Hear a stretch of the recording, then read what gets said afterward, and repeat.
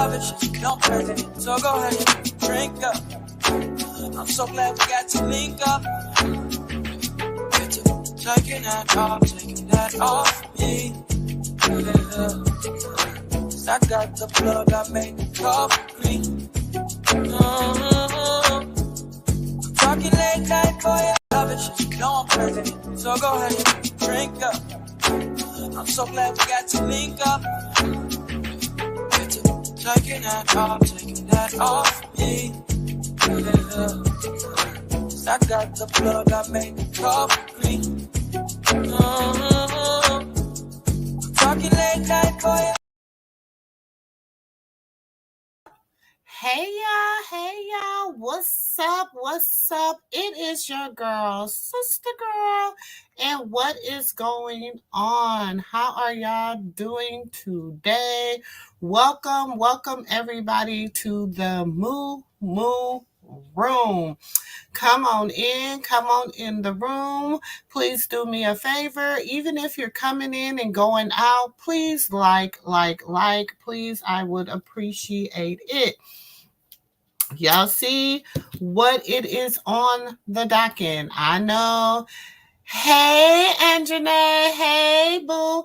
I know that everybody is live right now, y'all, and I was going to reschedule and come back later or whatever, but I really, I'm just going to go live. And I said I'm just going to go live, even if it's just 1, 2, or y'all can catch it on the replay. But I just think it's important that we have this conversation today because, allegedly, things have been coming out about Bishop T.D. Jakes. He is in the he's on the news today, and it's, people are saying that the only reason he really is in the news and is trending and whatnot is because of his affiliation with P. Diddy. But I feel like it goes a little bit deeper than that, and especially from me because personally I come from the pastor sector with my husband. So, and because we were in the inner circle, we was paying them thousands and thousands and thousands and thousands and thousands of dollars, and we were in these inner circles, and so we kind of know like the politics of how things work. So this is not coming from what they call as global partners and all that stuff. This is not coming from a place of what I think I know, but of what I do know. You know what I'm saying? So we're gonna talk about that. As you can see on the docket, we have a lot of, you're gonna have to wait, go in the house. We have a lot of of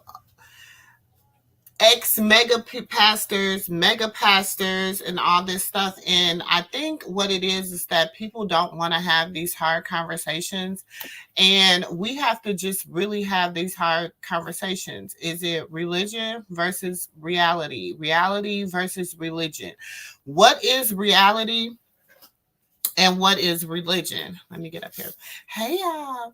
What is reality and what is religion? You know what I'm saying? So we really do need to have these hard conversations. I don't like this background. Hold on. We really need to have these hard conversations because it's needed. It's needed. You know what I'm saying? So where should we start, y'all? Where should we start? Let's start, we have to think when we think religion is a practice. Let's look it up. Because I'm a visual person. So I'm a visual person. So we're gonna use a lot of visuals today to help us understand what it is I'm trying to say, because I don't want to offend anyone, but also I don't want us to continue to live in ignorance, you know what I'm saying, about life and how we're supposed to be living. So, religion, the belief in or worship of a superhuman power or powers, especially a god or gods. Pay attention, especially a god or gods. Ideas about the relationship between science and religion, okay? Ideas are about relationship between science and religion, okay?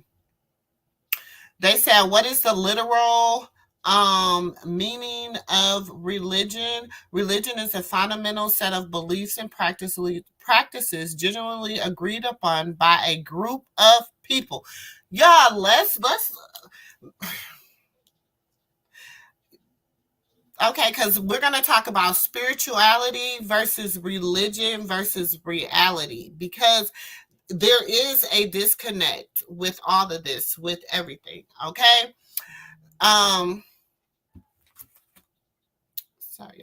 These set of beliefs concern the cause, the nature, and the purpose of the universe and involve devotional and ritual observance. They also often contain a moral code governing the conduct of human affairs. Ever since the world began, men has this. Basically, they're saying men have had religion, okay? But that's not true. That's not true. Okay, the Oxford English definition defines religion as the belief in or worship of a superhuman controlling power, especially a personal God or gods. Under this definition, Buddhism, atheism would not be viewed as religion. Okay, so because they say they don't worship God or whatever. Okay, so human beings relation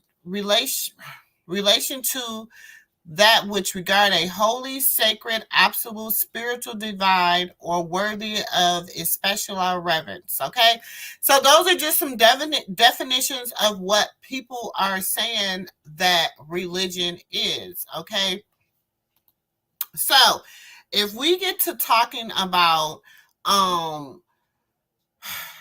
how does that affect us today? How is religion the beliefs and practices of a group? Okay. Personally, I am not a religious person. I see myself as a spiritual person. I am not a religious person. I see myself as a spiritual person. Let's look up spiritual, because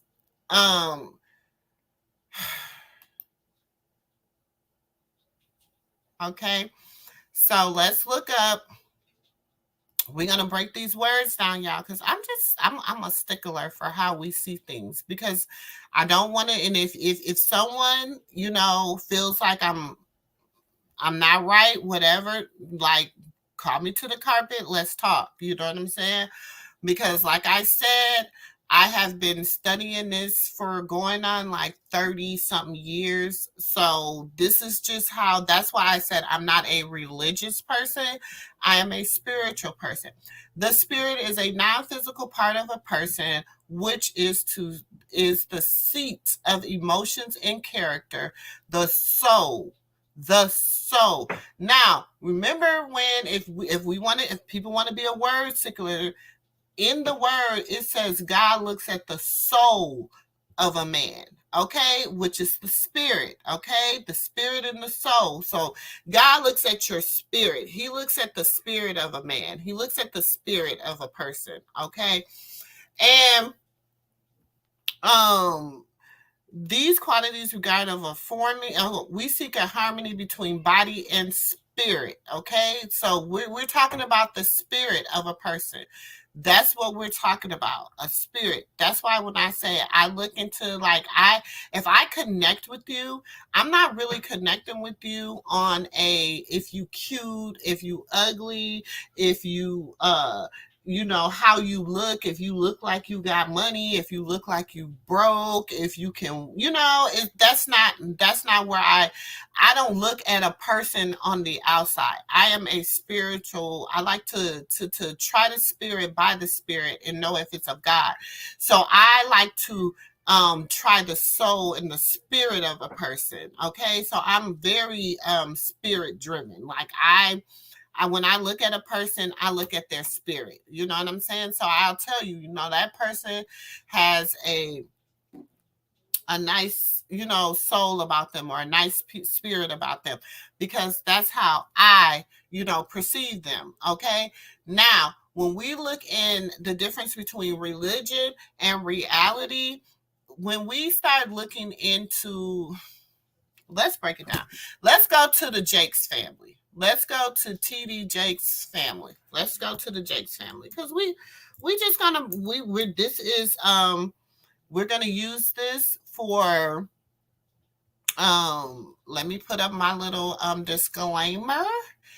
You know what I'm saying? This is all we're doing. We're researching, we're talking, we're just looking into what's going on. You know what I'm saying? It's news reporting, scholarship, research, criticism, commenting. I'm doing all that. I'm gonna do it all. You know what I'm saying?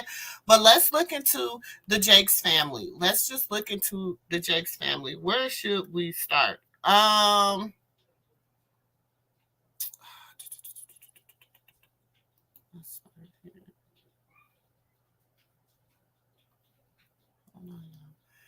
So, if we look into TD Jakes' family consists of his wife and his children, Sarah, Cora, Jermaine, Jamar, and Thomas, which is TD's real name. TD Dexter Jakes is TD Jakes' real name.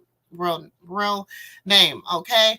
Now, TD Jakes was born in 1957, okay? So he's like 66 years old or something like that. And he's been with now, where should I go with this? How should I do? Let's talk about Sarah Jakes. Not Sarah Jakes. Let's go to Cora. Cora is his oldest daughter, because I like to deal with women. You know what I'm saying? First, before we get into the men, because these are women that are out here, and they are what other women are looking at. These are the path these are the people that, okay, when you go into the church, because y'all remember his daughter Sarah got pregnant young, and they shown her a little bit from the ministry for a long time until she got married, and now all of a sudden she's his predecessor. And so Sarah, remember Cora Jakes married Cora Jakes. Give me 1 second, and let me get this information. Give me 1 second, y'all.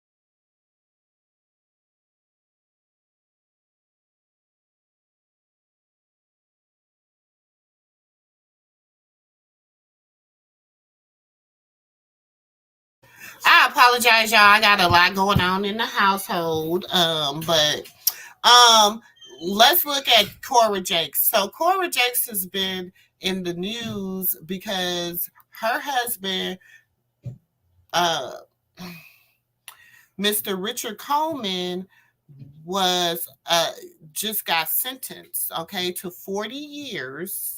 40 years for SAing their 13-year-old Amaria. Okay. So he just got sentenced to 40 years. This is a baby that they adopt. This is one of the 2 children that they adopted. Okay. So he just recently got sentenced to 40 years for the essay on the baby. So Well, in the blessed name of Jesus, if this ain't some trick or treat kind of shit, then I don't know what is. Because you could have knocked me over with a feather when I was just checking the court docket sheet to see who was doing what in this crazy mixed up case, when I realized all of a sudden that a new court order had been entered in Brandon Coleman's case. And I almost swallowed my gum when I realized that the judge had entered Brandon Coleman's plea agreement into the record. And so, if you want to find out all of the tea in this plea agreement, including the terms of Brandon Coleman's sentence, you better stick around. Hi there, I'm Professor Blackmore, and welcome back to my channel and to my series entitled Potter's House Pedophiles. And as you know, the husband of Bishop T.D. Jakes' daughter, Cora Jakes, i.e. her husband, Brandon Coleman, has been accused of carrying out various child sexual abuse acts as alleged by his and Cora's 13-year-old adopted daughter. And during my last podcast update of this case, which was just last week, wherein I advised you that the judge denied Brandon Coleman's attorney's motion for continuance, I thought this case was on its way to a jury trial, set to begin with jury selection on October the 31st, with the trial set to begin on November the 6th, 2023. And what I would like to say is that all because of this plea agreement, all of the trial settings for the jury trial have been deleted from the court docket, and you can see that there is remaining this October the 31st setting on the court docket. And I'll tell you in a minute what I think that is for. But the trial is not going to happen because on October the 23rd, 2023, the judge entered this plea agreement into the court's record. And the terms of said plea agreement indicate that Brandon Coleman has pled guilty to counts 2 and 5 of the indictment as authenticated right here by his signature. In return, the prosecutor will dismiss counts 1, 3, and 4. And for reasons that I have laid out in previous editions of this podcast, we all know that count 1 all by itself was void on its face. So I can see why Madam Prosecutor was in a frenzy to hurry up and dismiss that mess. But from this perspective, I really just cannot see why Brandon Coleman would sign this document. I mean, I don't know who's guilty or who's not guilty. I have said that from the beginning of this case. I don't know what is true, whether he did it or not. But if he did, there is no way, after sitting in jail for over a year, that I would have signed this document. Now, Brandon Coleman will serve a term of imprisonment. Well, in the blessed.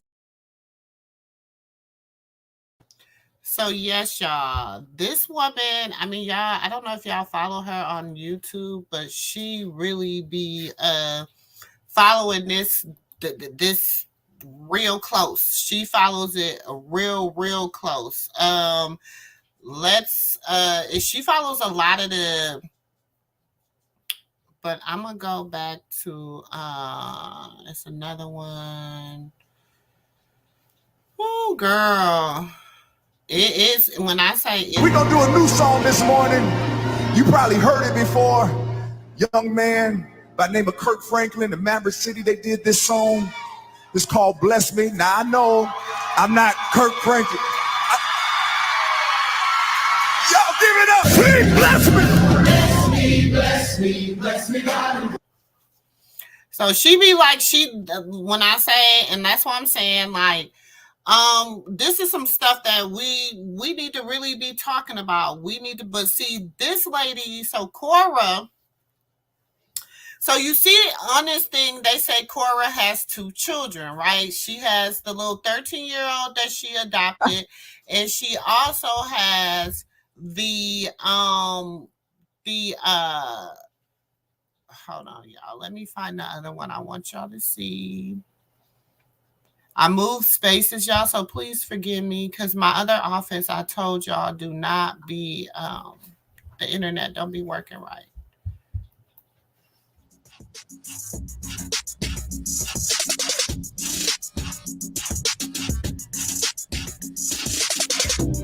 That's not it.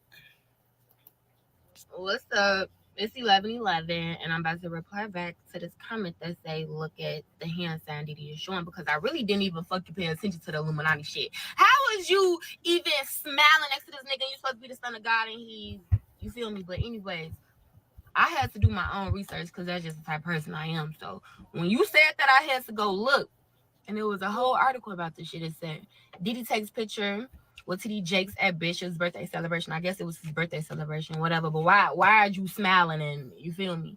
But anyways, the same birthday celebration. Social media users claim music mogul hand gestures as a sign he's an Illuminati. It says social media users have since responded to the surface clip, with some noticing Diddy's hand posture at the beginning of the video. Some users were displeased with the snippet and believe the entrepreneur's hand sign is claiming Illuminati. It ain't please, bitch. It is that. Like, it's exactly what it looks like.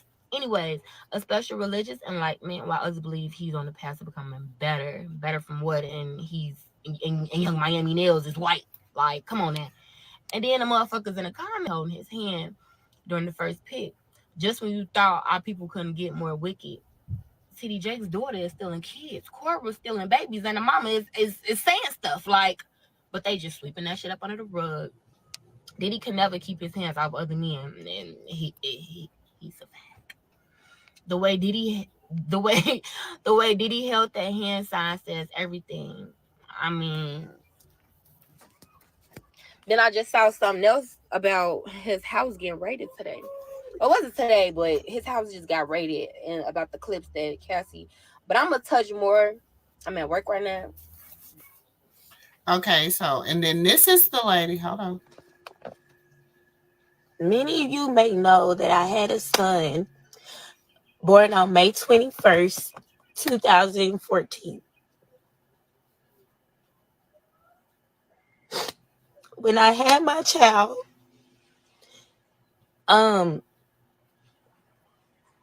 I had got reacquainted with Cora Jakes Coleman, Bishop TD Jakes' daughter. I've been knowing her since I was 12 or 13 years old. When I was pregnant with this particular child, I was going through a lot. I was homeless.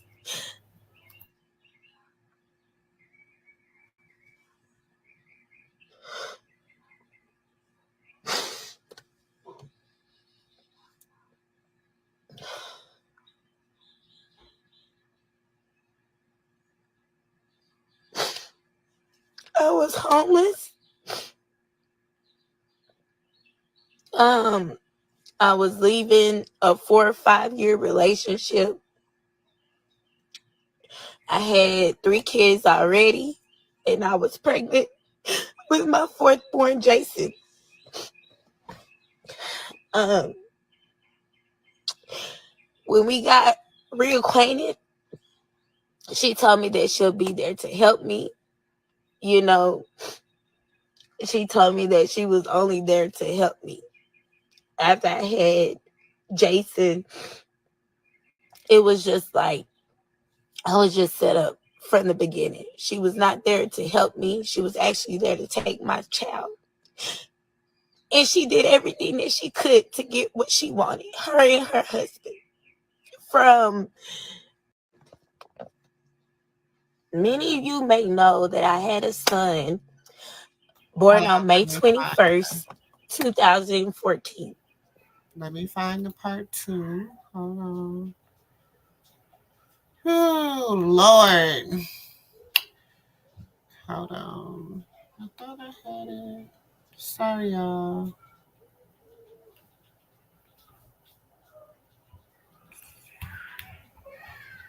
It might be under this person.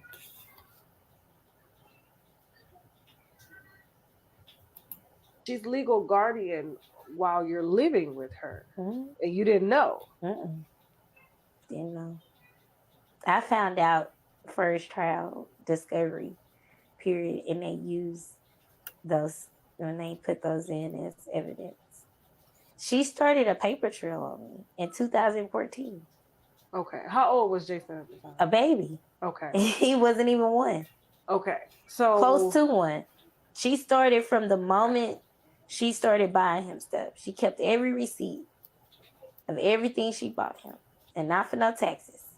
Okay. Not to file as a write-off on her taxes. Okay. So you're living at the house with her husband, your baby. Is she paying more attention to your baby than your other kids? No, she's not paying attention to Jason at all. I'm taking care of Jason. I'm combing Jason's hair. I'm bathing Jason. I'm feeding Jason. I'm changing Jason. Okay. Yeah. Okay. When Jason got up in the morning, he came straight down to the room that I was at. Okay. Yeah. All right. And so why did she want the baby if she didn't do nothing for the baby? I think Cora likes to display. I think she has an obsession with babies, but not babies and toddlers, but not as they, get older. And they need real. Okay. Right. Okay. So you guys are. I think she likes the idea of being a mom, but doesn't really know what it really takes to be a mom. Okay. So you're living with her, you're taking care of your kids, cooking for your kids, cleaning after your kids, doing homework with your kids, going to work, and her kids. And kid. Okay. Amari. Because she has another adopted had Amari, daughter. Yeah. Okay. Where did she come from? We don't know. Okay. It's not funny, but we don't know. Okay. We don't know. It's an Indian baby, no, right? She's Mexican. She's Mexican. She's Hispanic, and she got adopted when she was 4. Okay. So all right. That's interesting. Okay. We don't know where Amari came from. She just popped up and Cora adopted her. So she has Amari, and I'm taking Amari to school. I'm helping Amari with her homework. I'm making sure the kids eat when she doesn't cook. Now Cora cook. I'm give her that. The girl can cook. She look like she can cook. She can cook now. Oh my God, them butter biscuits. Oh honey, and I'm gonna give her that. Okay. She can cook. Okay. And but yeah, I did all the cleaning. I supplied all the food for the whole 6-7 months that I was there. Okay. Yeah, I was pretty much a living maid nanny. What was, because Cora was married. I just want to just interject really quick before, and I don't want to get in too much legal stuff, but she's legal guardian while you're living with her. So y'all, as y'all can see, this girl is claiming, she has Jason, who Cora has adopted. She said Cora is not who we think she is. And she said between Cora and Mother Jakes, they both scammed her. And yesterday we seen Mother Jakes had knee surgery, and then Mother Jakes had TD Jakes was talking, and Mother Jakes caught the spirit, and Mother Jakes got to praising all up and down. Mother Jakes was praising. Mother Jakes had her hallelujah good time. And so we seen that happening. You know what I'm saying? We seen that yesterday. And so everybody, when that came out yesterday, the lady, Miss Michelle Loud, decided she'll come back out and she has some more to say, because she like, y'all stole my baby and y'all still ain't gave him back, and y'all call yourself trying to turn him against me. And she just wasn't feeling that. She just wasn't feeling that at all. Because she feels like she is she was duped into them stealing her baby. That's how she feels. She said it. I ain't say it. But let me see. Hold on, y'all, because this is it. And the thing is, we not, because they are people of the church and people of the cloth, and they're, the black family that everybody, they're the Jakes, So of course, in a lot of people's eyes, they can do no wrong.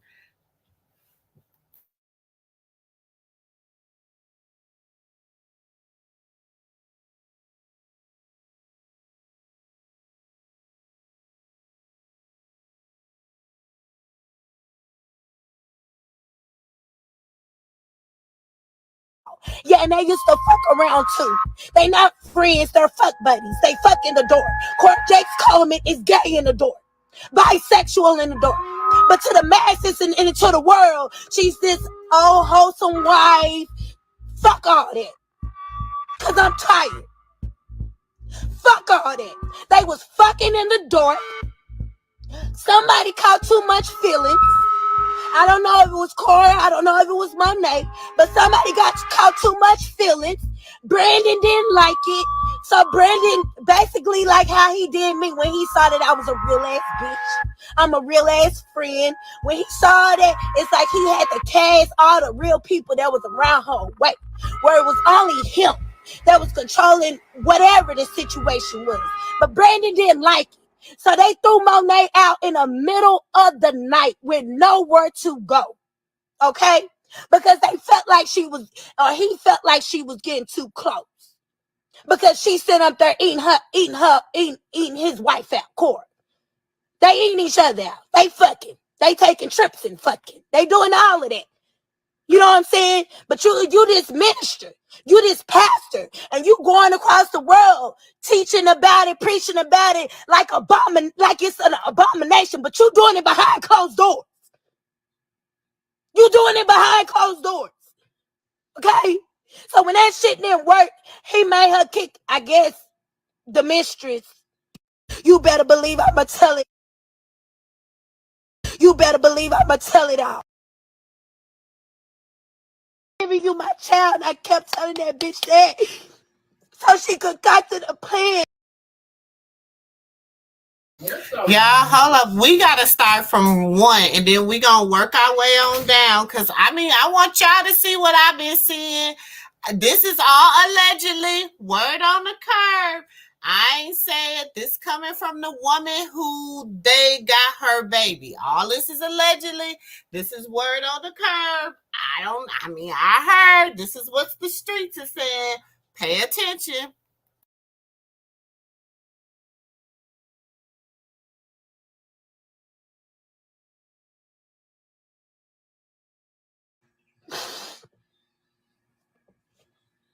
That girl for a whole year straight after I had my baby did whatever she could to put it in my head that my baby was not for me, to the point where she brought down a so-called prophet by the name of Gaylena. Okay? And they performed this whole little, I call it an exorcist now. Had me laying on the floor, speaking in tongues over me, pouring oil over me. Then she comes up with this elaborate story talking about I didn't have Jason for myself, that I had Jason for Cora and Brandon Coleman. And how she could see Brandon sitting on some type of throne. And it was my son that was sitting on his lap, and he was just laughing and playing. To the point where Cora told me after I had my son Liam that God gave me Liam so that Jason's real brother could come. Who the fuck is Jason's real brother? Because bitch, it sure ain't no child coming from you because you can't have kids. She can't have kids. You understand what I'm saying? The bitch can't have kids. I'm not the first person that she tried this with, but I'm the only person that she got this fucking far with. And I'm tired of being quiet.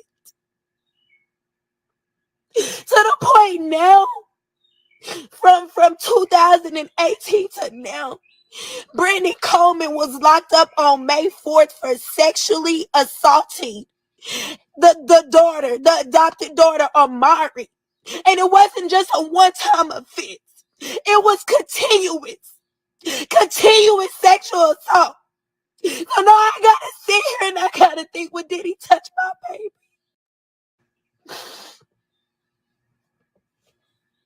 That girl for a whole year straight after I had my baby did whatever she could.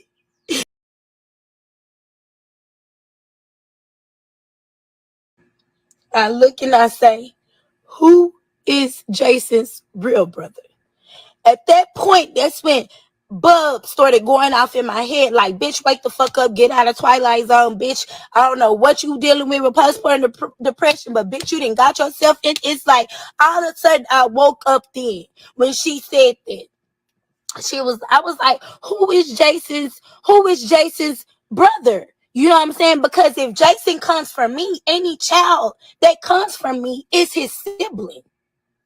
Not if you have a baby. Because at that time, Jason's not even adopted, number one. My rights hadn't been signed over, number two. So what are you talking about? What are you talking about? What the fuck are you talking about? You fucking senile, crazy, delusional bitch. What the fuck are you talking about? So and that's what I said to it. I said, who is Jason's brothers? This heifer gonna say Nehemiah. And those of you who know Cora, and y'all know who the fuck Nehemiah is. Y'all know who the fuck Nehemiah is. Somebody tag Ashley Williams. Somebody tag Ashley Williams. Somebody tag Tiara. Somebody tag Brittany Hall. Tag them all. Tag them all.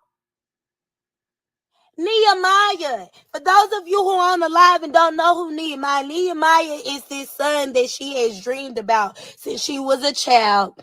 And then she's always wanted her child named, her firstborn son named to be Nehemiah. That's who the fuck Nehemiah is. But she gonna tell my son Jason that his brother Liam came so that Jason's real brother could come. Bitch, his real brother is here. He had a real brother before Liam, because you got Jada before Jason, and you got JD. I look and I say, who is Jason's real?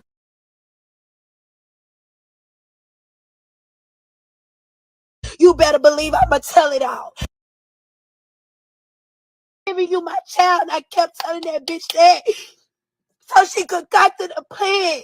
She kept every receipt of everything she ever bought my son, everything she ever did for my son, every place she ever took my son. Making doctor's appointments and not even notifying me of the doctor's appointment. So that I wouldn't be there.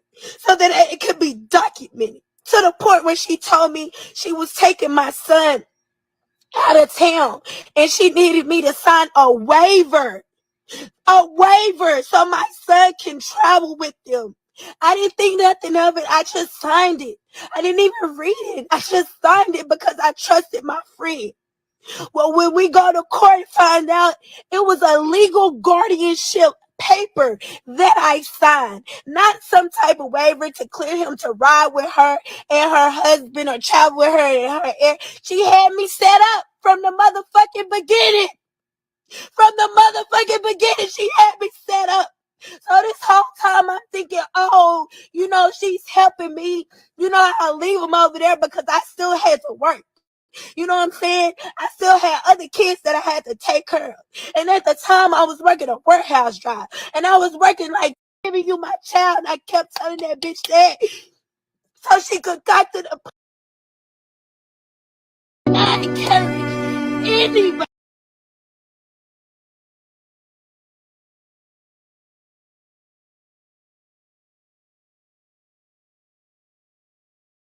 I encourage anybody. You better believe I'ma tell it all. Yeah, and they used to fuck around too. They not friends, they're fuck buddies. They fuck in the door. Court Jakes Coleman is gay in the door. Bisexual in the door. But to the masses and to the world, she's this old wholesome wife. Fuck all that. Cause I'm tired. Fuck all that. They was fucking in the door. Somebody caught too much feelings. I don't know if it was Cora, I don't know if it was Monet, but somebody got caught too much feelings. Brandon didn't like it. So Brandon basically like how he did me when he saw that I was a real ass bitch. I'm a real ass friend. When he saw that, it's like he had to cast all the real people that was around her away. Where it was only him that was controlling whatever the situation was. But Brandon didn't like it. So they threw Monet out in the middle of the night with nowhere to go. Okay? Because they felt like he felt like she was getting too close. Because she sat up there eating his wife out, Cora. They eating each other out. They fucking. They taking trips and fucking. They doing all of that. You know what I'm saying? But you this minister, you this pastor, and you going across the world teaching about it, preaching about it like it's an abomination, but you doing it behind closed doors. You doing it behind closed doors. Okay? So when that shit didn't work, he made her kick, I guess, the mistress. You better not encourage anybody. Any woman, any man, I encourage anybody that has been done wrong, that has been done wrong by this family to speak up. Speak up. Speak up. I will stand with you. I will fight with you. I will fight for you. We will fight together. Speak up. Speak up. Speak up. I've been quiet for so long. I gotta keep speaking because it's others. Do you hear me? I'm not the only one. I'm not the only one. I'm not the only one. I'm not the only one. Speak up to the point where, you know, after I had left Cora's house, she had this other little girl. 18-year-old girl. I don't know the girl's name, but I know she had a child.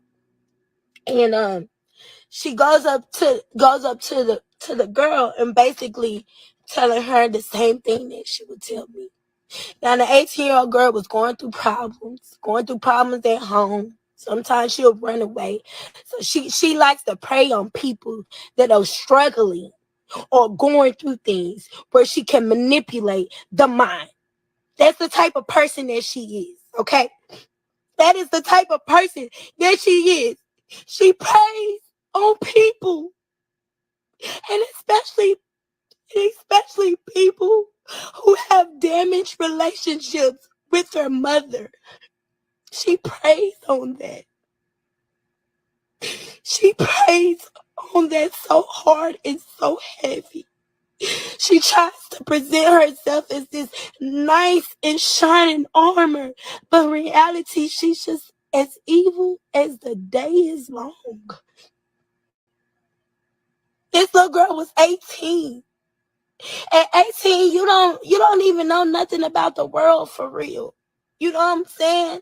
At 18, everything is heavy. You don't even understand that what's temporary is not permanent. What's current is not a conclusion. At 18, you don't even understand that. But she tried to connive this little girl head and try to tell her the same thing that she told me, that her baby was not for her, that her baby, and in exact words, you know, God told you that baby was not for you, that baby was for me. You're going to leave the baby here and you're going to go home and come back. Verbatim. Taught that little girl that. And I'm not lying. And I will not encourage anybody. I know, y'all. I know some people, this is not favorable. Some people don't, you know, some people don't want to hear it. Some people don't want to believe it. Some people don't think it's what's going on. I mean, some people think that the girl got involved and the money ran out, and then so she decided to come, you know, but from my understanding, she been fighting for her baby for a long time from the Jakes. And then since the guy, Lord, since the guy didn't he done got in trouble with the law and everything, child, I guess she's trying to fight a little bit harder to get her baby. You know what I'm saying? So it's sad. It's really sad. It's crazy because this is what's going on in the church. So, and what made me think about that is shout out to the NC Beat, the North Carolina Beat, because you know I mess with them, you know what I'm saying? But they had posted this yesterday, which had reminded me of this story that I had heard a while back about, you know, Sarah Jakes, you know what I'm saying? And, you know, they had posted, you know, this.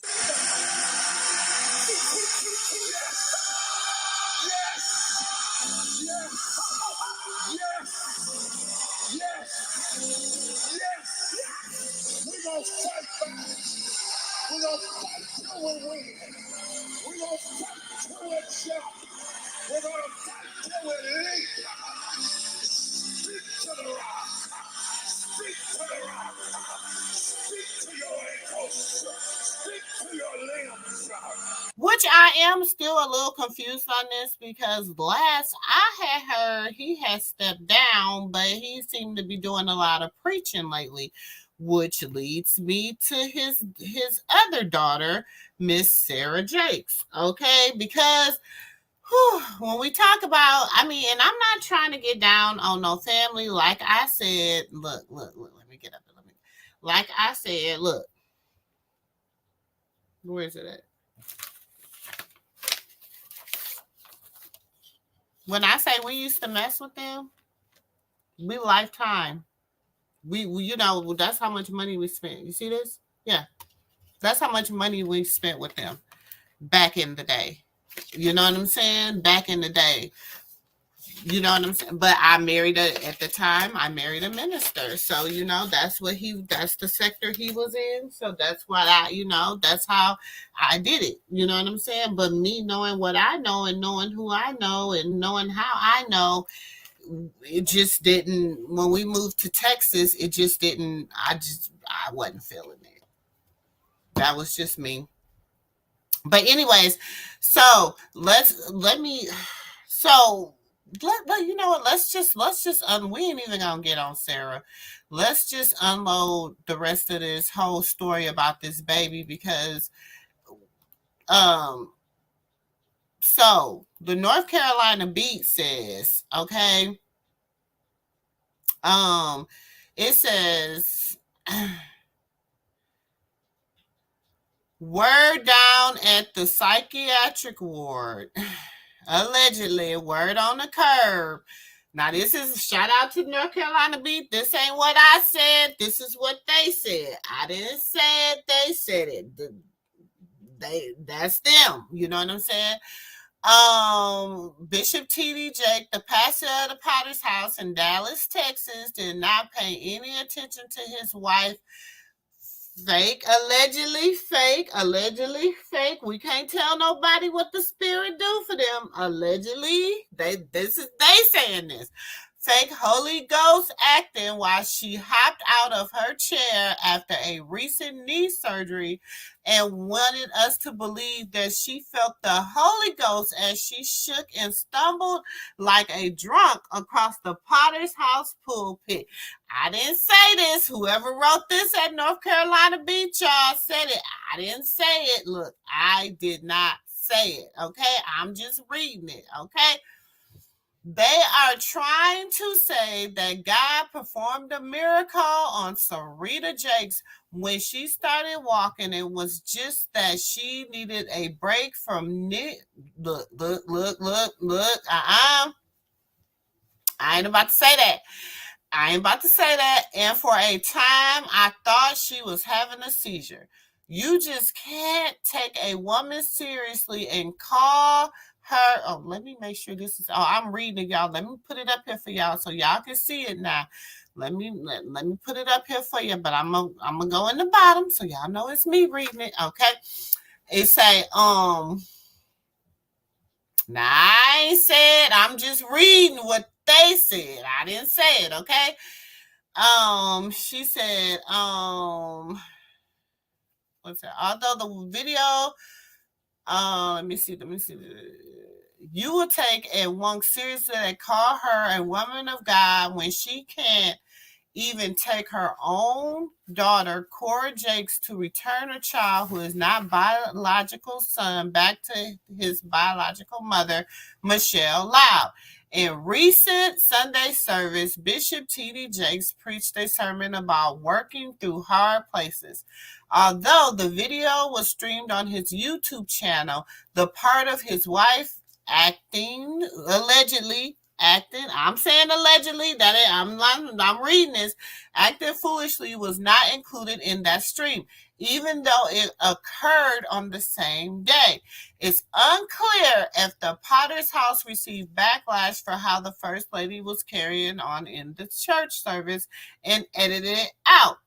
Throughout the service, Sarita is seen sitting in a chair with both feet propped on a white object as she recently underwent knee surgery, according to the online reports. As she trembled and shook, dreading like look, on her way back to her seat, she appeared exhausted from all the acting she had done. Now, if she just had recent knee surgery, y'all, come on, I can't say that the First Lady didn't have a spirit. I don't know. I wasn't there. I didn't see. But it's a lot of things that I do know that is not okay. That, the bishop, being a man of the word, being a man of the cloth, he should not be indulging in and hanging with P. Diddy, allegedly paying off people, and then Cora, her husband, allegedly having issues with, it ain't alleged. He just got 40 years. He just got sentenced, and he took a plea deal for that. And then you got Miss Sarah Jakes, y'all, it ain't, she motivating us women. She's, it's amazing. A lot. Let me get up here for a second. A lot of the woman motivational speakers and all that, baby, they be having real life issues at home. Like, they issues be really serious. And then they be sitting up here calling themselves gonna motivate you to the next level.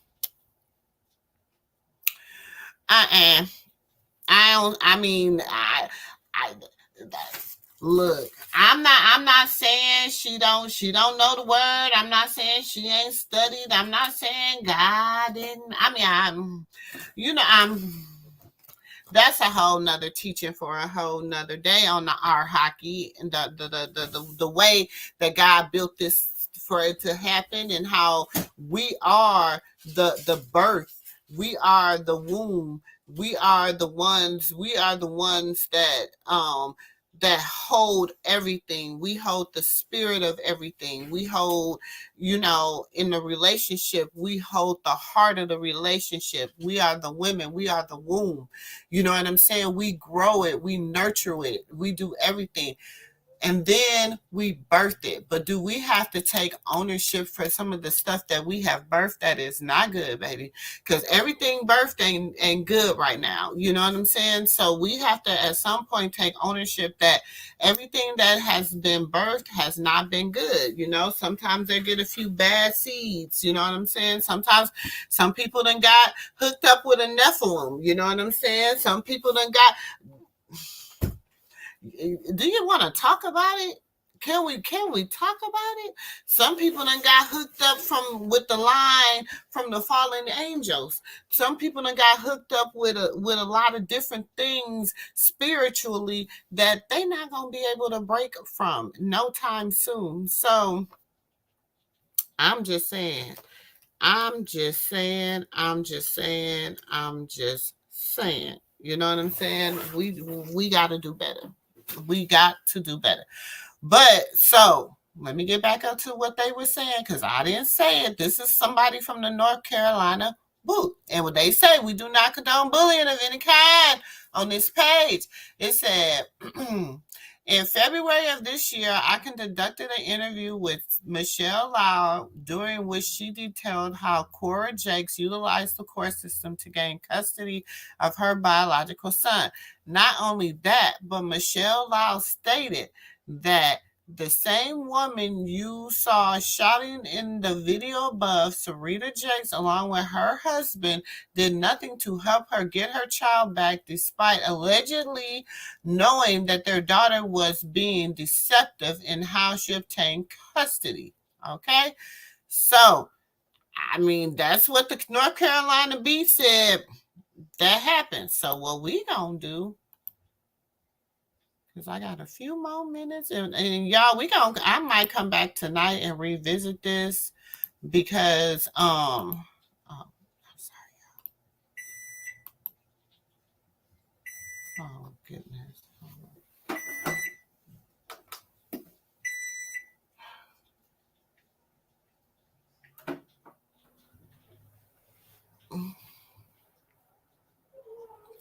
Oh goodness.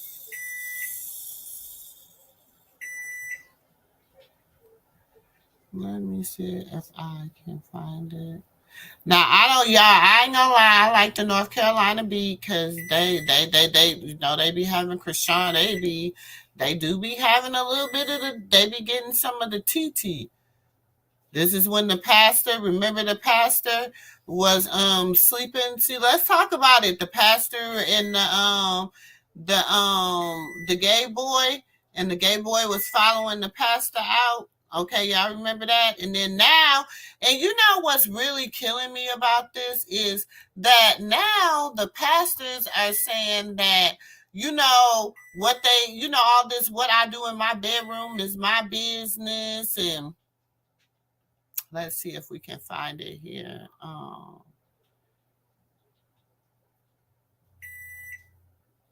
I mean, North Carolina Beat, they uncut and they raw, they unfiltered, y'all. It is their opinion. But they be giving to you raw and uncut. You know what I'm saying? Like they said, this is how she started off. And then that's the, oh my God. Sorry, y'all.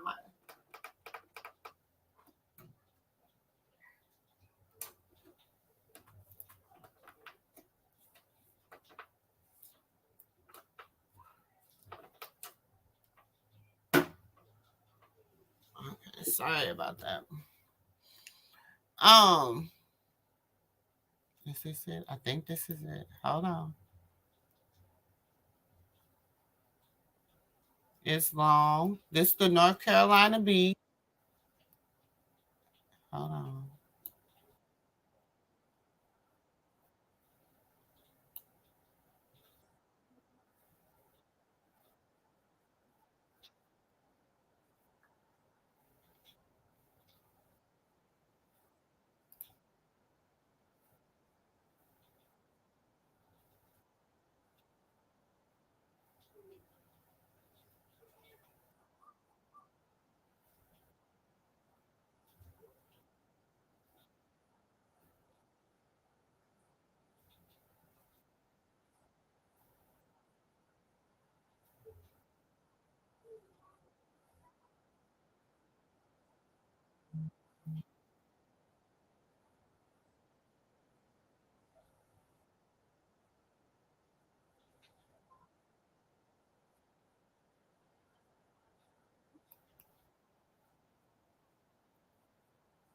Hold on. Oh, sorry, y'all.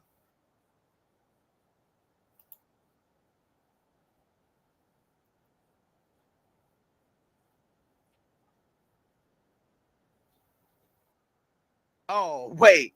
Cause I'm trying to see here figure out where the fuck Bishop Jason not travel other than to some funerals. No, no. People used to. I know back back in the day. But then he got high. He got high back than in the Tasha early. Cobb. You know what? I'm not gonna play with you. Back in the early 2000s and mid 2000s, you know, Bishop was a hot commodity. People like by the droves would want him to, you know, fly out and preach or whatever.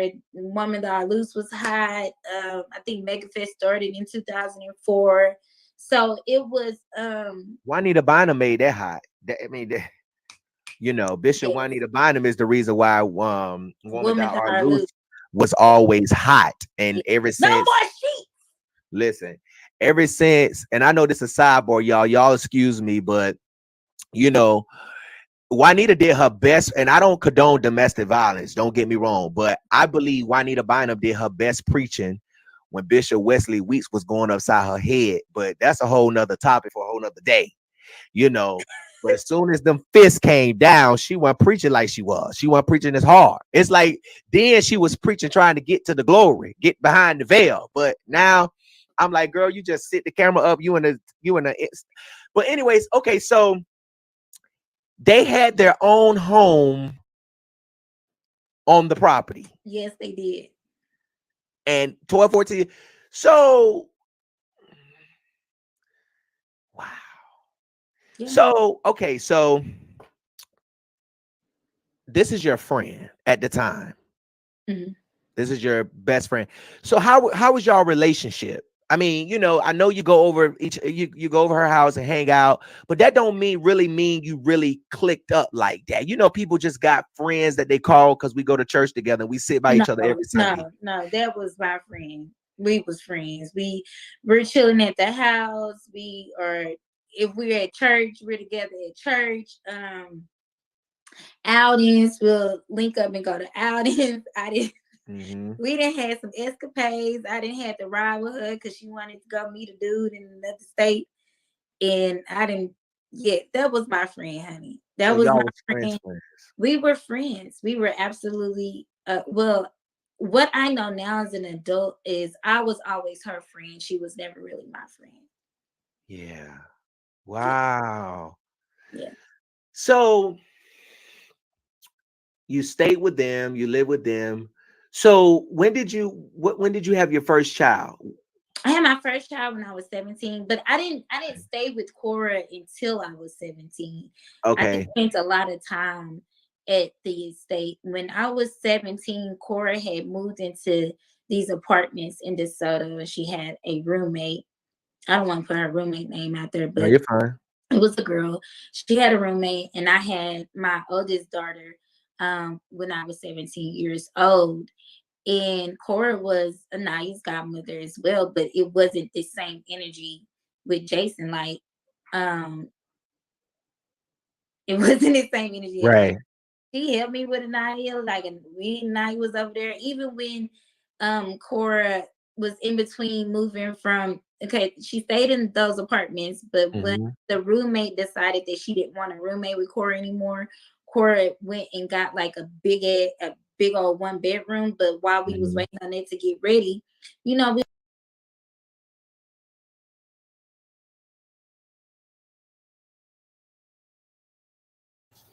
So y'all, this is the Michelle Loud girl. That's why I'm saying, see, this is a form of grooming, okay?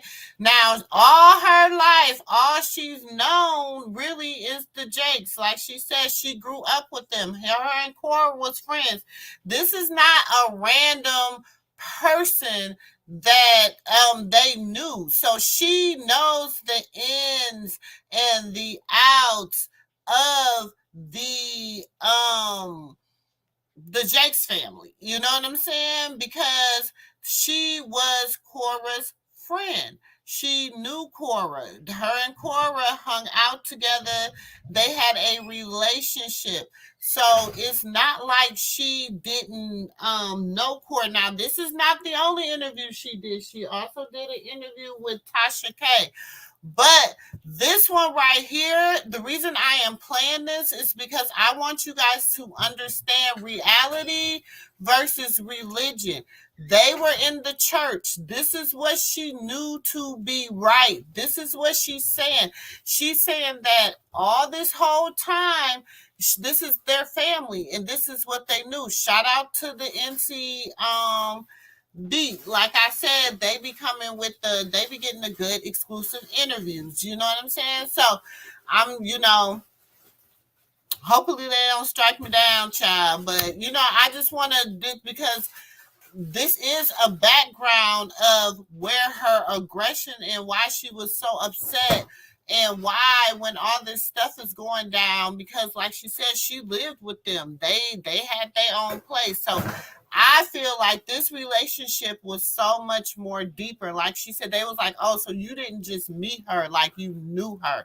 So like you said, she feels like they prey on allegedly they prey on girls that really, really need them and girls that really, are going through. You know what I'm saying? So we're just gonna hold on. We're gonna listen to a little bit more of this and then I'll be ready.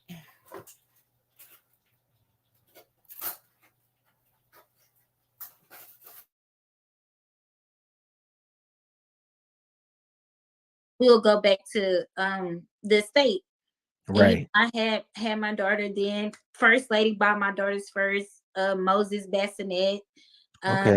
Did her Bishop and Pastor Kevin and First Lady did the christening for Anaya. So just to give a little backstory of why I even felt comfortable taking said help from her. You know what I'm saying? Mm-hmm. And it was never no energy of her trying to take my child. Like she was just simply an aunt, a godmother, even to my oldest daughter, Anaya. Right. So at the time, so you have 5 children total. So you only Jason is the only boy? No, I have 3 boys and 2 girls. Okay, 3 boys and 2 girls. And you have all 4 of your children now except for Jason. Absolutely. I've always had all of my children. Right. I started legally fighting for Jason in 2016. So yeah. Yeah, but I've never not had custody of my children. My children have never been taken from me. They've never been wards of the states. The government, federal government has never been involved with my children. This case is not even a case of the state being involved at all. Right. So before I get into that, so you were staying with, you were going over at the time. So how far did your mom live from the Jakes? Probably like 10 minutes. So was she always bringing you over there when you would go? No, I ride with Cora. Okay, so I mean vehicles. Right. Vehicles early. They're rich kids. They move different. So did she have her license? I believe so. I believe.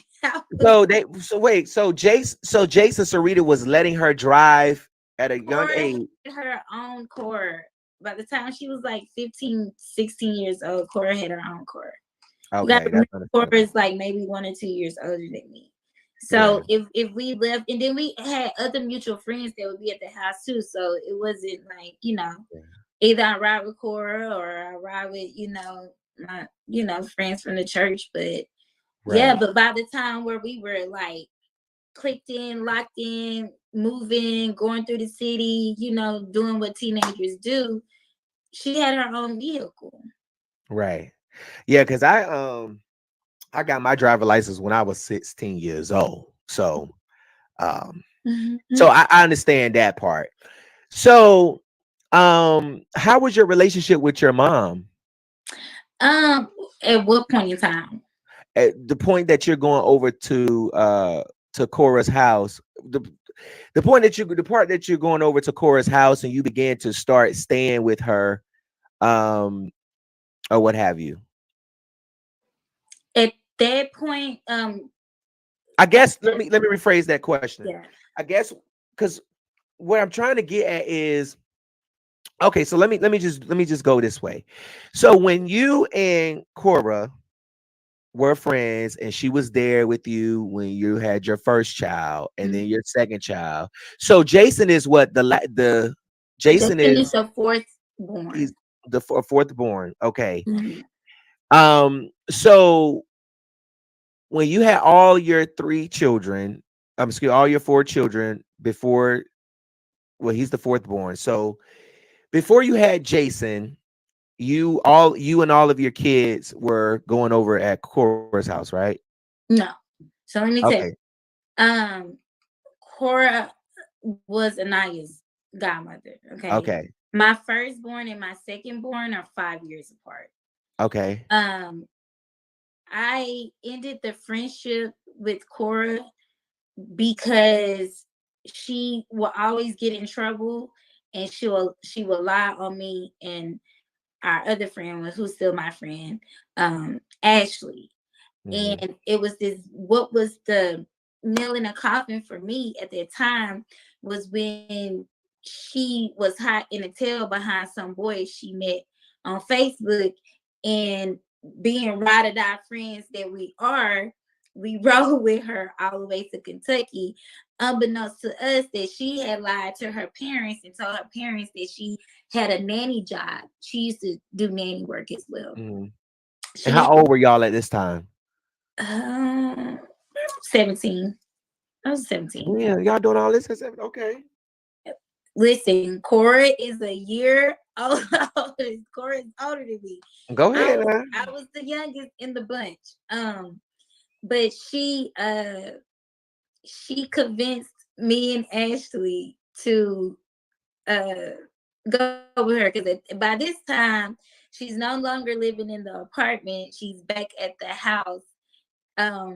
And so she really wanted to go see this boy, but I think she was in trouble or something. They said that she couldn't leave or something like that.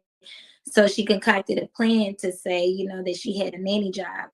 And I guess for me, I can't speak for Ashley. For me, I didn't want a person I call my friend to travel like that by herself. So I was just, being a friend, like, okay, girl, I'll ride with you, whatever. Right. So we get down there, by the time we coming back, the boy had already broke up with her on Facebook and everything. So, but while we're down there, she gets a call from Sarah. Sarah's calling me. Sarah's calling Ashley. Sarah's calling Cora, because they have a GPS tracker on her car. Right. And so they tracked her where she was, and basically we had to come back. And when we came back to Sarah's house. That's when she was with Robert Henson at the time. And we came back to Sarah's house, and I remember First Lady coming in and everything like that. And Cora just basically put it all on me and Ashley. And that solidified to me why it was kind of a sting when it came to First Lady and I. Cora just always lied on us for her fastness and how she got around. So she was out there being a hoe at 17. She was getting around. That's what. So she was a parking lot lizard. I mean, you run up on a lizard, they everywhere. So she was getting around. And so because she lied on you multiple times, right? Okay, so this is all allegedly, y'all. So, y'all go check out the interview, but I want to get to her talking about some of the stuff that went on in the Jake's house. So, hold on. I hope bring up in court that I do have videos of and documentation of. So the answer to that question was, well, the first question was, how do you feel about yourself? And I said, I feel misunderstood. I feel ashamed. I feel embarrassed. I feel like I'm not worth anything of value right now in my life. When it came to the question about who is Jason, I said that, you know, Jason was my fourth born son. And while I'm talking about Jason, she's standing in the corner, basically, you know, scolding me with her eyes as I'm talking about Jason. And I'm saying, you know, that he's basically my fourth born son. And, you know, I said things like, if it wasn't for him, I really don't know, you know, where I would be right now. Because that pregnancy, even though I was going through a lot, it really did keep me from losing my mind completely. But those are the things that I said, that, you know, I'm struggling with knowing if I had my son for me, or if I had him for Cora and Brandon. Right. And so all while you're giving these answers, she's standing in a corner. So who was conducting the test? I mean, the secret. Oh, okay. So she was in the corner doing all of this, Mhm. and she was scolding you with her eyes. Mhm. So after y'all do the questioning, what happens then? After we do the questioning, that's when she amps it up even more. That's when she kind of starts blocking me from coming to the house as much. But you still have Jason at this time while this is going on, right? Yeah, this was almost a year after he's born. Okay. And Right. So what I'm asking is, after you guys do the questioning, you said she starts blocking you from coming over to the house. right, because Jason is at her house. Jason Oh. is at her house. Yeah, Jason is at her house.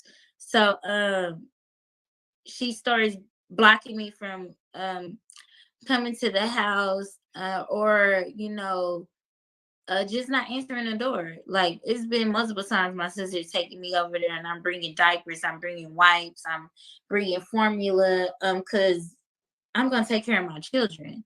You know, that's just Right. period. And so she made it to where it would look as if I was not trying to be there, like I just didn't want my child at all. And she starts blocking me from coming, just not opening the door. The friendship started to turn. It started to turn. And even then I was still blinded then. Right. I didn't fully open my eyes fully until I moved in with her, and it was January of 2016. We can go back before then. Cora forced me to sign my rights, and this is how she did it. She locked me in the office with her and Brandon. She pushed me against the wall, and she told me, if you don't give me your son, I'm going to take him from you and destroy you. Verbatim is what she told me.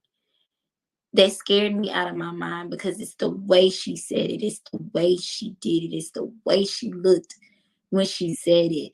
And I didn't know what to do, because here's this girl who knows all my secrets, who knows all my skeletons, who knows anything and everything about me, from the type of relationship I have with my mother. What could she use against me to destroy me and to possibly even take my other kids? So now in my mind, I'm like, okay, Michelle, what? Hey, Miss Deborah. Hey, Miss Deborah. Welcome to the Moo Room, girl. We're just talking about the reality versus religion. You know, all these religious people, and what is the reality behind what's going on. And to our first person on the docket that we've been on the docket about is Miss Cora Jakes, because you know her husband just got 40 years. He took a plea deal, excuse me, for SAing their daughter. So, and it wasn't just one time, it was continuously. And so this is the other child's mother, because she said nobody knows where even the 13-year-old daughter came from. But this is the other child's mother, Jason, his biological mother, who Sarah Jakes still has custody of. And so we're just going over some backstory about them and what's going on with that. And that's it. That's what we're talking about, Miss Deborah. But thank you for coming in and hollering at me from Vegas. They are doing too much, Miss Deborah. They are doing too much. You're right. They're doing too much. And that's why I'm like, I don't mind talking about the hot topic. You know what I'm saying? Because I tell people, I know the inner workings of it because me and my husband were in the inner circle. So and people ask us now, I'm not into religion. I'm a spiritual person. I have a relationship with God. I raise my kids to have a relationship with God, you know what I'm saying? And that's just where we're at because we were in the inner workings. And a lot of what this lady and a lot of what people are saying about these churches and religion and the reality of the religion is so true. You know what I'm saying? So, and again, shout out to the NCB. We also looked over some stuff that Tasha K did an interview with this lady too, this Michelle Loud. There's a few other people that have done interviews with her talking about this whole situation with the church and the reality of the church. And the reality is these people are wicked. And they're using the church as a cover up. They're using religion as a cover up for their wickedness. And it's out of control. And so, because I am so strong, I feel so strongly about it, I decided, why not talk about it? Because this is what I'm talking about in the Moo Room today. Okay, so welcome. Even if you're looking from the bushes, please hit that like button. Even if you just come in and leave out, hit it on the way in or hit it on the way out. Please, I will appreciate each and every one of y'all. And we're going to listen to a little bit more of this, and then I'm going to take you to something else, another little video, and then we're going to get off of Miss Cora Jakes until another time because there's a reason for this. But okay.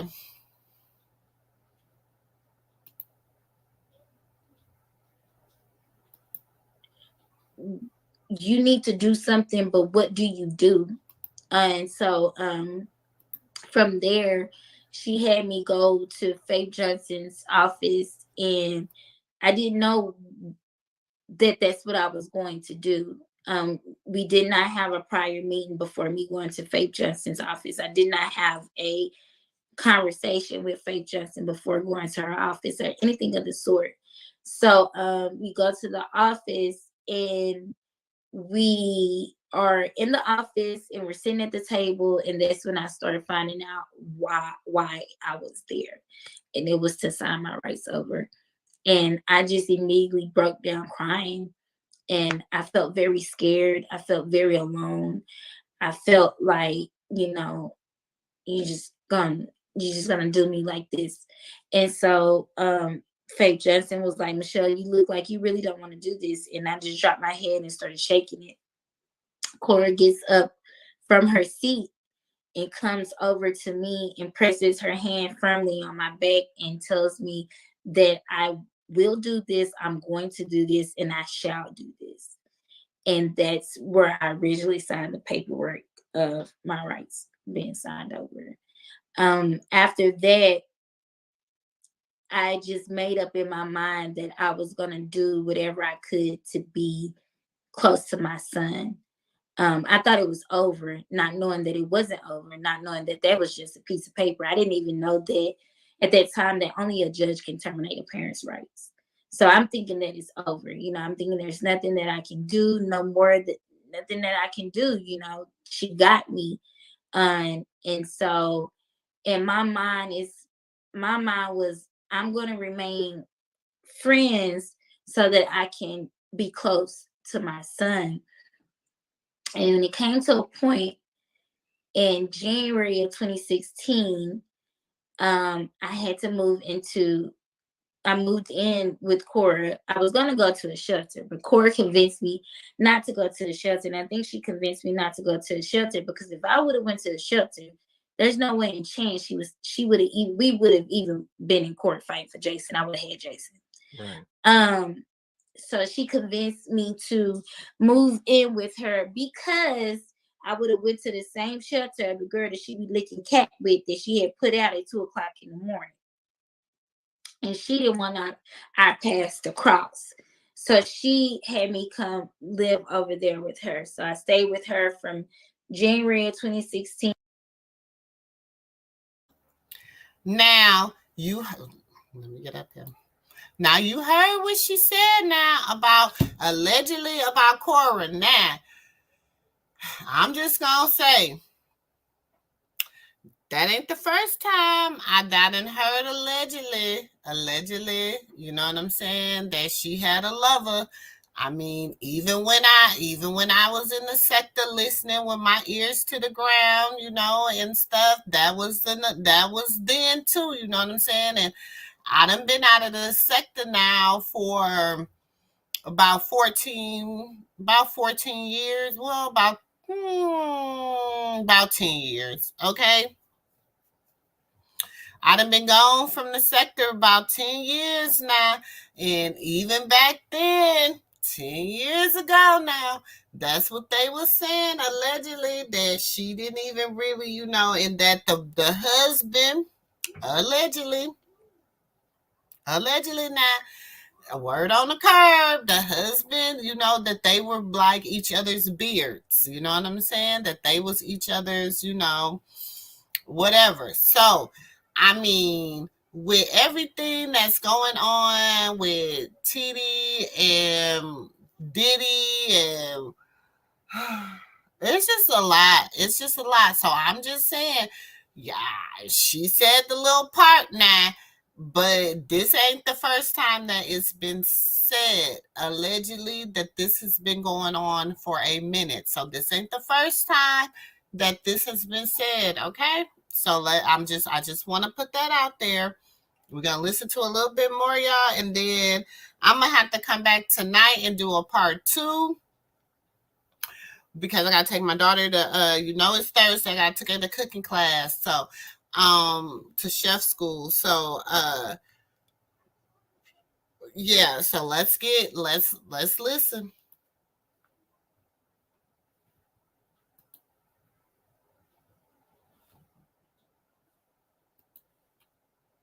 Into maybe July of 2016.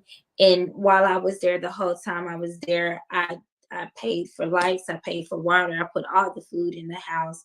I'm the only one taking care of my son, my other children, and Amari. So in that time, that's when I decided that I was going to try to collect whatever evidence that I could collect,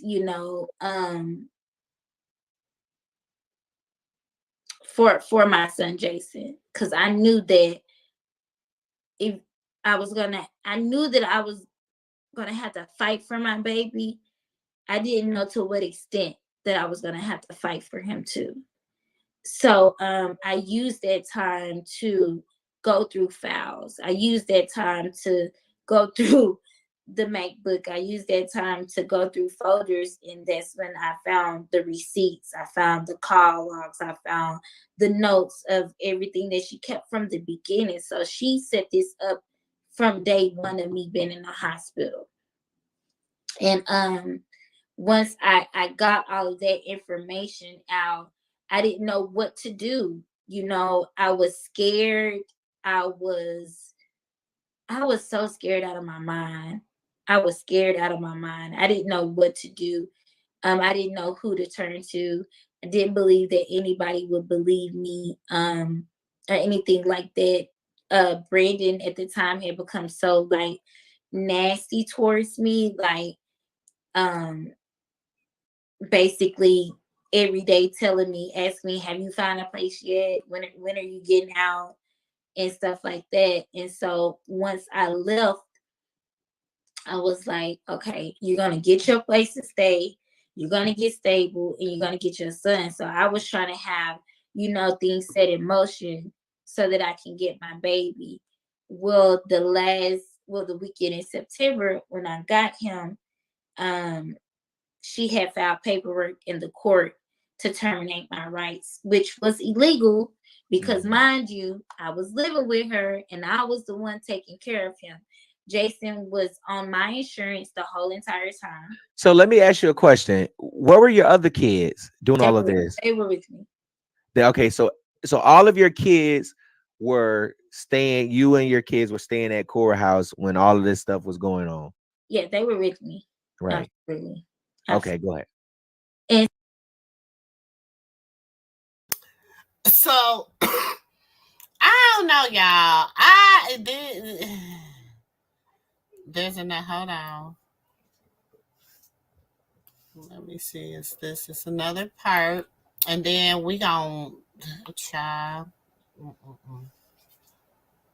These are you got those PK kids, but they mom and dad won't let them run around the church and do what they want to do and start mess with people. And I know you about to go, but I was gonna take the phone with me. But Jake's and his family, they the type of people, in my opinion, to let Cora and them run around a church and talk to people any kind of way, do what they want to do and act all bossy. Yeah. And I know people like them. They are manipulators. They will, I believe, and let me tell you something. If you don't believe that people will prey on you while you are weak, baby, got another thing coming. Absolutely. They will make you feel like, oh, we're going to help you. You can come here. I know you and your mom having issues.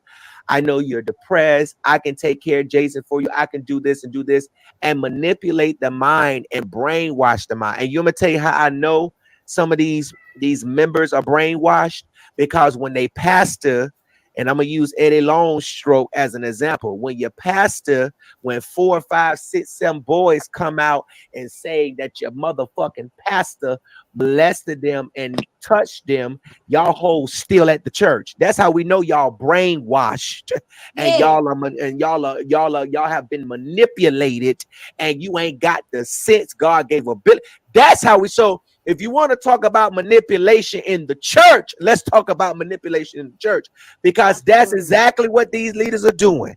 Pray for the bishop. No, fuck your bishop. And I'm praying for these boys and these girls that your bishop that motherfucking touched. Okay. Cora, let me tell you something. I believe you. Okay. I believe your story. I believe you was manipulated. I believe that Cora Jakes used your depression as a key to get inside of you to try to make you feel like that you wasn't worthy to be a mother. Just because a mother don't have the money to go out to eat every week and she have to feed her kids Viennas does not mean the kids don't have food. It may not be what you want to eat, but it's something up in that kitchen that you can eat. Stop making these mothers feel like because they don't have a motherfucking goddamn silver spoon and a goddamn silver fork and they got to eat off paper plates from Dollar Tree every day. Stop thinking that that's not taking care of their kids. Yes, it is. Just because people don't live in a mansion like you do, just because people don't have as much money as you do, does not mean that people not taking care of their kids or raising their kids. You could have got all that money Jake's them hoes got from all them tithes and all them damn offerings that y'all have. She stepped there. Hold on, let me you back up, baby. All of that. You mean to tell me that y'all couldn't put this girl in counseling? Y'all couldn't get this lady therapy or nothing like that? Oh, you wanted to take her child, huh? Yeah. I believe you, Michelle. I know some pastors, and let me tell you something. Even if I didn't know the church, I know some bishops and some pastors that are master manipulators. master manipulators. They will lie and manipulate and deceive. And the Bible already said it's a spirit of witchcraft. Postpartum depression ain't nothing to deal with. Don't nobody want their child when they dealing with postpartum depression. Don't nobody feel attached. Don't nobody feel like they're not lonely when they're dealing with postpartum depression. People are lonely. Women go through it after they have kids. You got a young lady who's young. She's having relationship problems with her mother. I mean, she's trying to get on her feet. She has a friend who's rich, or, you know, and not that you were looking for that, but damn, when you got a friend that got money, shit, you privileged too. Shit, if they really love you, you know what I'm saying? Love you. If they really love you, hell yeah. And I didn't even ask her for no money. I asked her to give me a job. I'll work.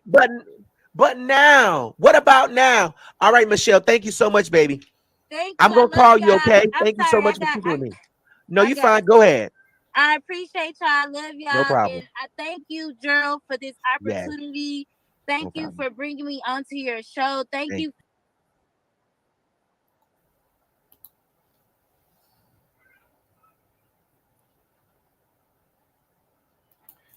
So that's Michelle Loud. That's her story with dealing with Cora Jakes and the Jakes family.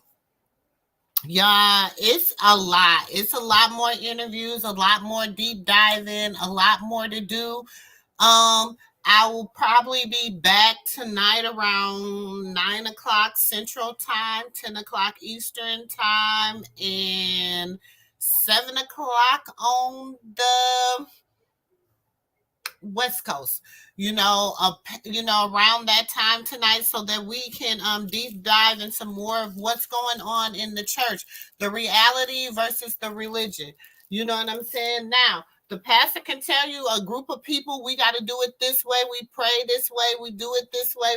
We take our supper. We lay hands. Y'all better stop letting people lay hands on you. Everybody shouldn't be, child. You better stop letting all these pastors and people, because I know back in the day, I'm gonna tell this story, then I'm gonna get on out of here. So, like I said, we was in the sector. We was in the inner workings of the sector, and Juanita Bynens was doing one of her concerts, one of her conferences, and we're at the conference, and Juanita Bynens had a spirit on her, baby, and when she laid that spirit on that lady, that both of them spirits start manifesting. She started manifesting. The lady started manifesting. They was like cut off the cameras. It was, when I say it was, you better stop letting people lay their hands on you. You better stop doing it. That's all I'm saying. It was a mess, okay? But y'all, nevertheless, this is what we got going on right now in the world. We got religion versus reality. What's reality? What is religion? It is right now, it's two separate worlds. We are living in the modern day Sodom and Gomorrah, and we have pastors that are living in the days of Revelations. Y'all better get it together. It's all running concurrent, baby. It ain't no this and it ain't no that. You better get it together and stop being manipulated. See, this girl was manipulated because she was hanging. Y'all, this little thing is messing up. But she's hanging with she was hanging with the rich kids. Her friend had money. So like she said, because my friend had money, I should have money. Like if you love me, we lit, we rich. You know what I'm saying? We gonna do it. And that's, I mean, like with me, when I got it, my girls got it. When I got it, my friends got it. If I'm rolling with you, we rolling. But then the waters get murky when you start being manipulative. You know what I'm saying? Now, allegedly, word on the curb, I didn't say it, I heard it, and when my ear was to the streets, that this has been going on a long time with her. It's been going on a long time. Like, this is nothing new. So, I'm just curious to see how things are gonna, play out or whatever. Now, they had a thing, they had where they said that I know I gotta get out of here. They said that the baby, her son, she be texting him, and then he had started texting her. Let me see if I got it on this one. Is it on my other computer?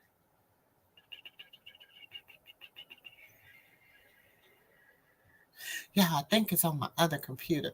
But anyway, they were saying how they was texting her, and then the son was texting her, and she was texting the son like, "Oh, I want to come and see you," and all of a sudden, and then so allegedly, word on the curb, I don't know. This is what the lady said. Now, allegedly, Cora started texting the woman back and telling the woman that, she don't want to, that the baby don't want nothing to do with her. Hold on, I think is this it?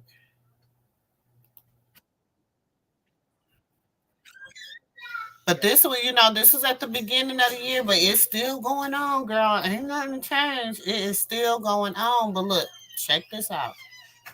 And if you don't remember her story, let me just help you out. So last summer, we had covered the story about Michelle Loud. She's the individual whose baby was allegedly taken by Cora Jakes, who happened to be the daughter of T.D. Jakes. Now, Cora has a live-in best friend by the name of Monet Collins, and I'm going to explain to you specifically how she ended up in Michelle's live stream. So over the course of a few months, Michelle had actually been in contact with her son, but only briefly. And in that time period, she was having a hard time getting back in contact with her son, Jason, the one that Cora Jakes had adopted. And because of her frustration, she went ahead and did a few live streams. But this one specifically that she did yesterday brought her all the attention that she desperately needed. So while doing this live stream, Cora's live-in best friend, Monet Collins, jumped into the chat, and here's what she had to say. The first comment that popped up says, "You don't see your child calling and texting you? He's been calling and texting you with no response, but you're still live. Make it make sense." Now remember, this is in regards to Michelle stating that Cora is keeping her son from giving her a call. But it's funny that Monet would jump into the comments saying that your son is calling you. Now, Monet, how would you know that? Now, Michelle, who was increasingly frustrated, had been receiving text messages from quote-unquote Jason, and let me share some of those with you. Now, remember, I'm going to preface this by saying that these messages, quote-unquote, come from Jason, which we know they don't. So just pause to read this, and you can actually see here one of the messages that she received, Michelle, that she thought was quite disturbing, and she felt as though it wasn't actually from Jason, and let me read it to you. So the message says here, "I know you might be crying, but if you don't move on, I'm going to be older and have a job and stuff, and you need to move on. Nothing else. Just move on. You moved on when my biological father left. You can move on now." Now, what 8 to 10-year-old do you know who would be telling their biological mother some nonsense like this? Moreover, it actually sounds like it's coming from Cora, allegedly. And now we know it's from Cora because look who actually decided to start watching this live stream. Yeah, let's get into that. So while watching the live stream, Cora decided to insert herself and say this, and say, "I didn't say that I gave you my number and email as the option for you to reach out to him. You should keep the phone on you. We are on spring break." Basically insinuating that the person who is sending Michelle those messages, which again, I don't think is an 8 to 10-year-old, is not actually Cora. It's actually Jason. Child, there's so much to the story. I'm gonna make a part 2. Okay, there's a crazy update on Michelle Loud. And if you don't remember her story. Okay, so that was that. Y'all, like I said, we gonna dive into it. We gonna get more into it because it gets deeper. It gets deeper and deeper and deeper. So all I'm saying is let me know what you think. Please like, comment, subscribe. And I'll catch y'all in the next video. Peace. Love it, you know I'm crazy. So go ahead and drink up. I'm so glad we got to link up. Taking that off me. I got the plug, I made the coffee.